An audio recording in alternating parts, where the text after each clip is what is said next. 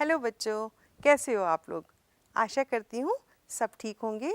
आइए आज आपका नया अध्याय त्रिभुज पढ़ना आरंभ करते हैं।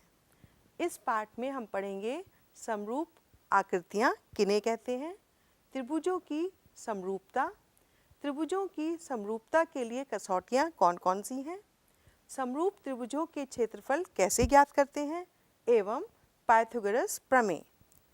तो बच्चों, आप त्रिभुजों और उनके अनेक गुणधर्मों से भली भांति परिचित हैं। आप त्रिभुजों की सर्वांग समता के बारे में विस्तृत रूप से अध्ययन कर चुके हैं। याद कीजिए कि दो त्रिभुज सर्वांगसम तब कहे जाते हैं जब उनके समान आकार शेप तथा समान आमाप साइज हों। यहाँ हम ऐसी आकृतियों के बारे में अध्ययन करेंगे जिनके आकार समान हों, परंतु उनके आमाप का समान होना आवश्यक नहीं हो। दो आकृतियाँ जिनके समान आकार हों परंतु समान आमाप होना आवश्यक ना हो, समरूप आकृतियाँ सिमिलर फिगर्स कहलाती हैं। विशेष रूप से हम समरूप त्रिभुजों की चर्चा करेंगे। हम यह भी देखेंगे कि सभी सर्वांगसम आकृतियाँ समरूप होती हैं, परंतु सभी समरूप आकृतियों का सर्वांगसम होना आवश्यक नहीं है। भुजाओं की समान संख्या वाले दो बहुभुज समरूप होते हैं यदि उनके संगत कोण बराबर हों तथा इनकी संगत भुजाएं एक ही अनुपात में अर्थात समानुपाती हों। ठीक है बच्चों, आइए अब आपकी प्रश्नावली 6.1 हल करते हैं। कोष्टकों में दिए शब्दों में से सही शब्दों का प्रयोग करते हुए रिक्त स्थानों को भरिए। सभी वृत्त होते हैं क्या सर्वांगसम या समरूप? बिल्कुल सही, समरूप। क्यों? क्योंकि ये देखिए, हम एक वृत्त ये और दूसरा ये मान लेते हैं। अब देखिए ये दोनों समरूप हैं। सभी वर्ग क्या होते हैं, समरूप या सर्वांगसम? समरूप होते हैं।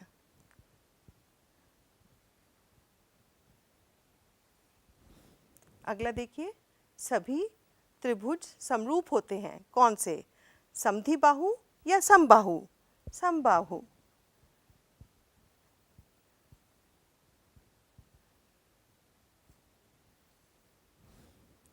भुजाओं की समान वाले दो बहुभुज समरूप होते हैं यदि उनके संगत कोण बराबर हों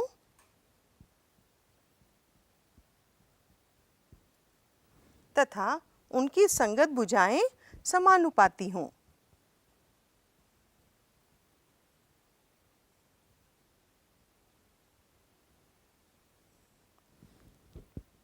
ठीक है बच्चों, अगला प्रश्न करते हैं। निम्नलिखित युग्मों के दो भिन्न भिन्न उदाहरण दीजिए।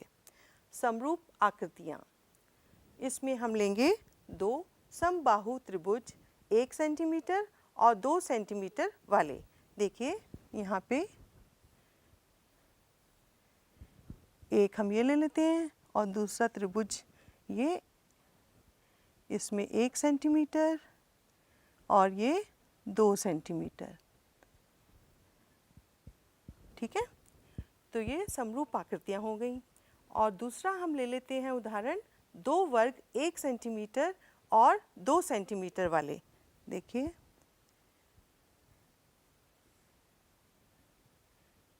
ये 1 सेंटीमीटर का वर्ग है और दूसरा हो गया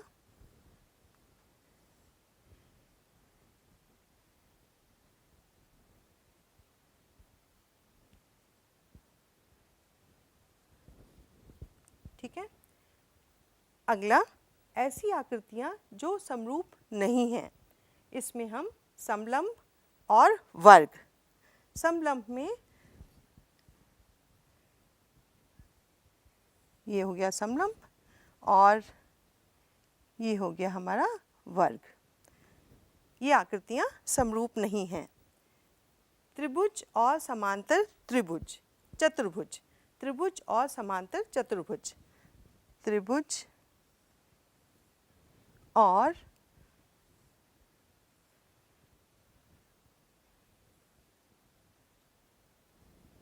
ये आपकी आकृतियाँ समरूप नहीं हैं। आशा करती हूँ समझ में आ गया होगा। आइए अगला प्रश्न करते हैं। बताइए कि निम्नलिखित चतुर्भुज समरूप हैं या नहीं।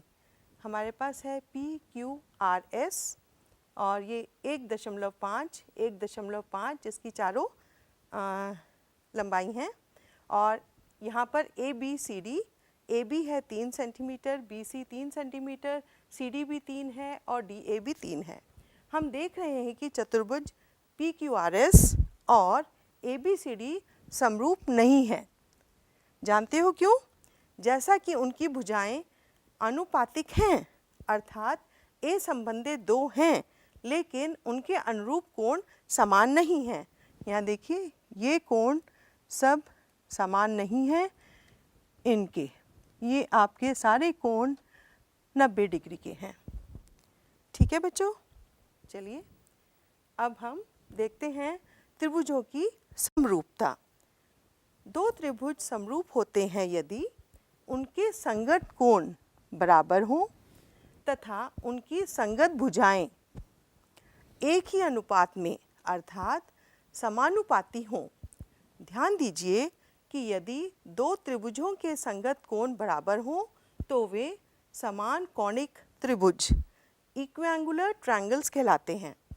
एक प्रसिद्ध यूनानी गणितज्ञ थेल्स ने दो समान कोणिक त्रिभुजों से संबंधित एक महत्वपूर्ण तथ्य प्रतिपादित किया था। दो समान कोणिक त्रिभुजों में उनकी संगत भुजाओं का अनुपात सदैव समान रहता है। ऐसा विश्वास किया जाता है कि इसके लिए उन्होंने एक परिणाम का प्रयोग किया जिसे आधारभूत समानुपातिकता प्रमेय, थेल्स प्रमेय कहा जाता है। आइए हम देखते हैं थेल्स प्रमेय क्या कहती है। यदि किसी त्रिभुज की एक भुजा के समांतर अन्य दो भुजाओं को भिन्न भिन्न बिंदुओं पर परिच्छेद करने के लिए एक रेखा खींची जाए तो वे अन्य दो भुजाओं के ही अनुपात में विभाजित हो जाती हैं। यहाँ देखिए ये हमारे पास एक त्रिभुज है और DE और BC समांतर रेखाएं हैं। तो ये रेखा जब खींची जाती है, दोनों रेखाओं को यहाँ पर भिन्न भिन्न D और E पे मिलाने के लिए, तो हमें मिलेगा AD बटा DB बराबर है AE बटा EC। इसका हम उपयोग करके आपकी प्रश्नावली को हल करेंगे। प्रश्नावली 6.2। पहला प्रश्न है, आकृति में DE समांतर है BC और EC ज्ञात करना है हमें। आप देखिए ABC में AD 1.5 है, DB 3 सेंटीमीटर है, AE 1 सेंटीमीटर है और EC x मान लेते हैं हम। EC को हमने x मान लिया। क्योंकि हमें दिया है त्रिभुज ABC में DE समांतर है BC के, इसलिए आधारभूत समानुपातिकता प्रमेय AD बटा DB बराबर होगा AE बटा EC के। हम लिख पाएंगे 1.5 बटा 3 बराबर है 1 बटा x के, जिसको हम हल करके पाते हैं x बराबर 3 बटा 1.5। इस प्रकार हमें x 2 सेंटीमीटर मिलता है। ठीक है, आइए अगला प्रश्न करते हैं।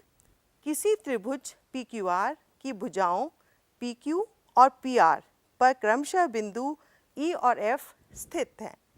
निम्नलिखित स्थिति के लिए बताइए कि क्या EF समांतर है QR के।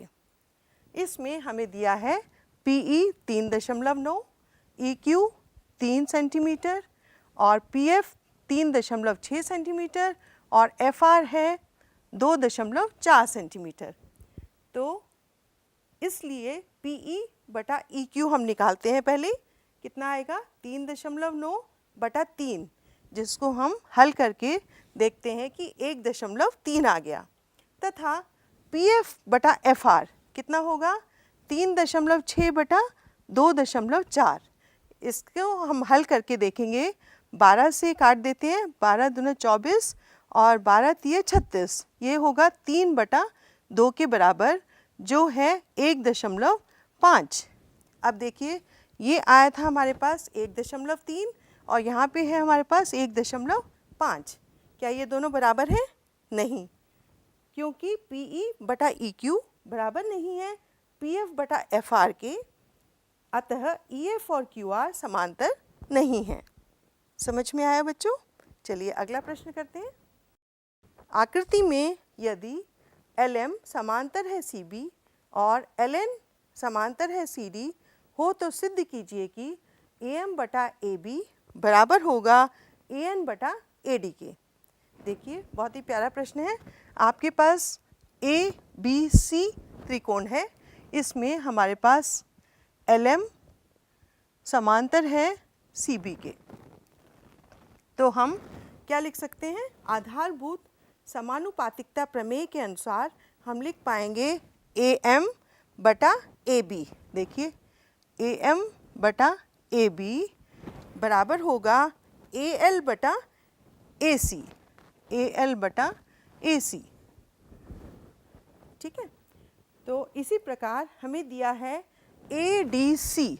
इस त्रिभुज में हमें दे रखा है NL समांतर है CD के, और जैसे हमने इस त्रिभुज में किया ऐसे इसी प्रकार हम यहाँ पर आधारभूत समानुपातिकता प्रमेय से हम लिख सकते हैं AN बटा AD बराबर होगा AL बटा AC के। देखिए आकृति में DE समांतर है AC और DF समांतर है AE। सिद्ध कीजिए BF बटा FE बराबर है BE बटा EC। पहले हम आकृति बना लेते हैं।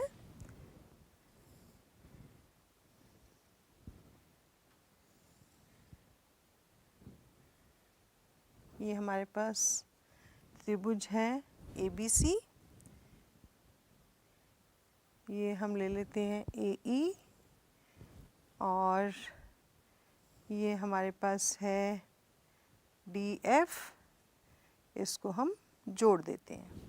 हमें दिया हुआ है DE समांतर है AC के और DF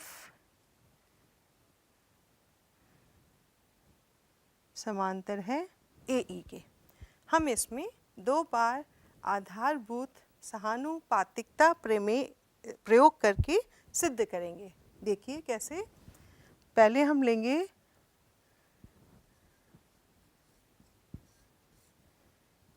त्रिभुज ABE। इसमें हमें दिया हुआ है DF समांतर है AE, तो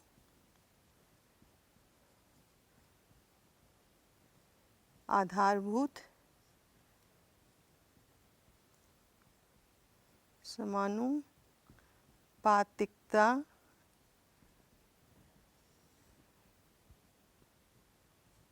प्रमेय के अनुसार हम इसको लिख सकते हैं BD बटा DA बराबर होगा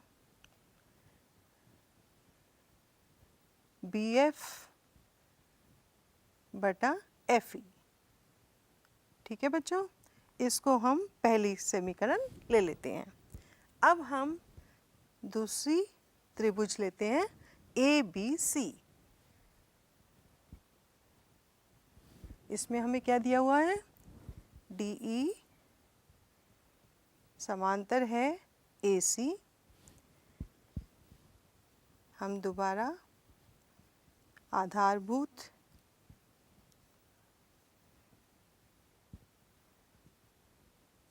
समानुपातिकता प्रमेय से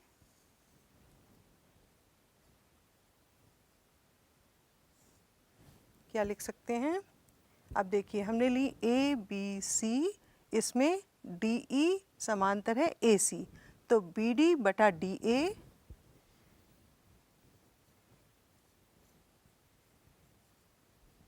बराबर होगा बी ई बटा ई सी। इसको हम ले लेते हैं समीकरण संख्या 2। अब ध्यान से देखिए, पहली और दूसरी समीकरण में हमें बी डी बटा डी ए बराबर है बी एफ बटा एफ ई और बी डी बटा डी ए बराबर है बी ई बटा ई सी।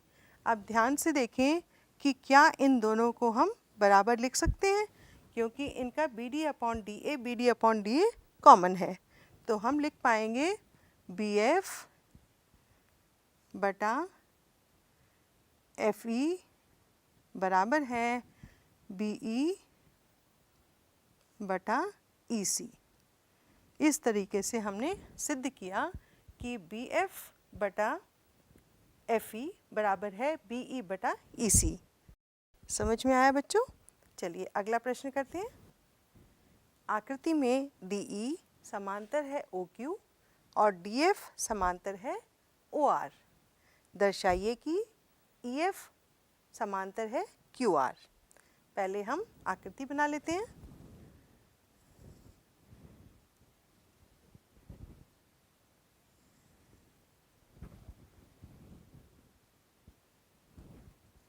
ये हमारा है पी क्यू आर और यहाँ एक बिंदु हम ले लेते हैं।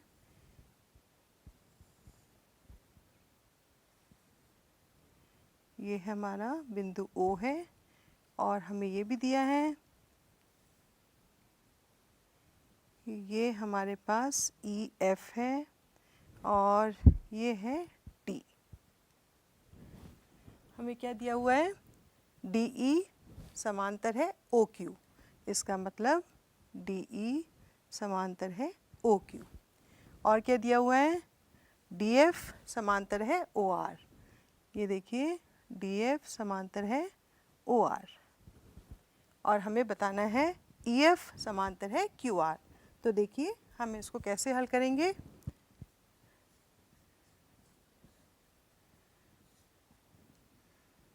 त्रिभुज पी ओ क्यू में हमें दिया हुआ है डी ई समांतर है ओ क्यू। तो बच्चों त्रिभुज पी ओ क्यू में हमें दिया हुआ है डी ई समांतर है ओ क्यू। तो आधारभूत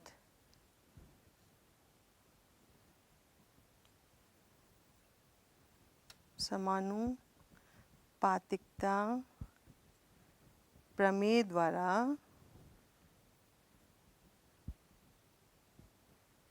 हम लिख सकते हैं पी ई बटा ई क्यू बराबर है पी डी बटा डी ओ। इसको हम पहला समीकरण ले लेते हैं। अब हम लेंगे पी ओ आर। त्रिभुज पी ओ आर में क्या दे रखा है बच्चों? डी एफ समांतर है ओ आर। अब फिर हम आधारभूत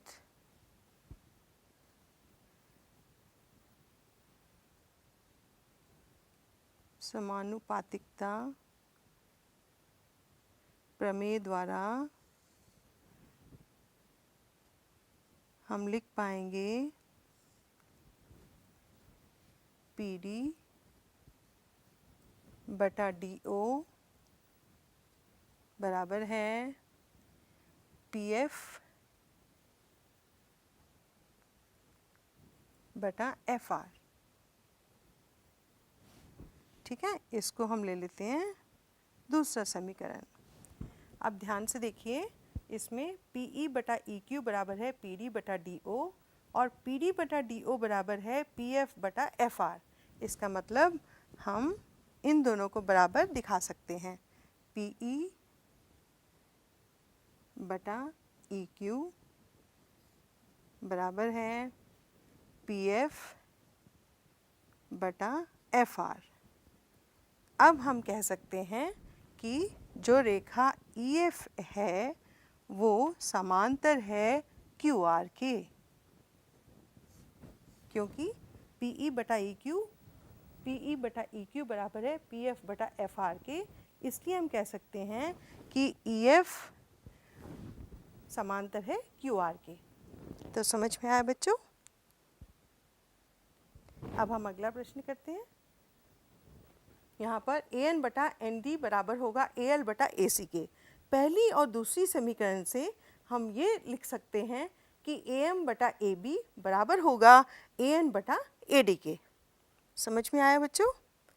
चलिए अब हम गृह कार्य के लिए कुछ प्रश्न ले लेते हैं। बहुविकल्पीय प्रश्न। दिए हुए 4 विकल्पों में से सही उत्तर चुनिए। प्रश्न पहला, एक त्रिभुज ABC की भुजाओं AB और AC पर क्रमशः बिंदु D और E इस प्रकार स्थित हैं कि AD बराबर है 2 सेंटीमीटर, BD बराबर है 3 सेंटीमीटर, BC बराबर है 7.5 सेंटीमीटर और DE समांतर है BC के। तब DE की लंबाई सेंटीमीटर में क्या होगी? पहला ऑप्शन है 2.5, दूसरा ऑप्शन है 3, तीसरा है 5 और डी है चौथा ऑप्शन 6। एक त्रिभुज DEF की भुजाओं DE और DF पर क्रमशः बिंदु P और Q इस प्रकार हैं कि DP बराबर है 5 सेंटीमीटर, DE बराबर है 15 सेंटीमीटर, DQ बराबर है 6 सेंटीमीटर और QF बराबर है 18 सेंटीमीटर। क्या PQ समांतर है EF के? अपने उत्तर के लिए कारण दीजिए। प्रश्न संख्या 3, त्रिभुज DEF और त्रिभुज RPQ समरूप हैं दिया है। क्या कहना सत्य है कि कोण D बराबर है कोण R के और कोण F बराबर है कोण P के? अगर है तो क्यों? प्रश्न 4, त्रिभुजों PQR और MST में कोण P बराबर है 55 डिग्री, कोण Q बराबर है 25 डिग्री, कोण M बराबर है 100 डिग्री और कोण S बराबर है 25 डिग्री। क्या त्रिभुज QPR और त्रिभुज TSM समरूप हैं? अगर हैं तो क्यों? तो आइए अब हम सारांश देख लेते हैं। हमने इस पाठ में क्या क्या पढ़ा। त्रिभुजों की समरूपता। हमने देखा कि 2 त्रिभुज समरूप होते हैं यदि उनके संगत कोण बराबर हों तथा उनकी संगत भुजाएं एक ही अनुपात में अर्थात समानुपाती हों। हमने ये भी पढ़ा आधारभूत समानुपातिकता प्रमेय किसे कहते हैं। ये हमें क्या सिखाती है? यदि किसी त्रिभुज की एक भुजा के समांतर अन्य 2 भुजाओं को भिन्न भिन्न बिंदुओं पर प्रतिच्छेद करने के लिए एक रेखा खींची जाए तो वे अन्य 2 भुजाएं एक ही अनुपात में विभाजित हो जाती हैं। तो बच्चों, आशा करती हूँ आपको आज का पाठ समझ में आया होगा।